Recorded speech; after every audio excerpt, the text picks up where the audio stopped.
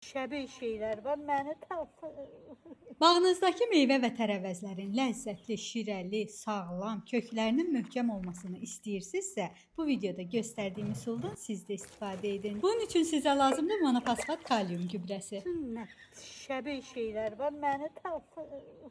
Kökdən biçiləmə üçün nə qədər suya neçə qram monokali fosfat qatmaq lazımdırsa videonun açıqlama qisminə qeyd etmişəm. Əgər suyunuz çox çoxdursa, bura azca limon duzu da qatmaq lazım olacaq. Xiyarlar Yeni Bostanda yerlə sürünə getdiyinə Temudan belə bir şey sifariş etdim. Söz yox, bunun daha uzunlarda var idi. Gəldikdən sonra bu ölçüdə aldığıma peşman oldum. Günəşdən yanan yarpaqlarını da təmizlədikdən sonra bunu da səliqəyə salıram, gübrəsini də verirəm. İnşallah bərəkətli olacaqlar. Monokalium fosfatı sadəcə meyvə və tərəvəzlərdə yox, qızılgüllərdə də istifadə etmək lazımdır. Bu arada bu yeni aldığım çiləmə aparatı sayəsində işim 1-ə 5 asanlaşdı. Onu da deyim ki, limon və mandarinlər də çiçəkləmə dövründə monokalium fosfat istifadə etdiyimə meyvələri üzərində qalıb. Pomidorların son vəziyyəti isə gördüyünüz kimidir, maşallah.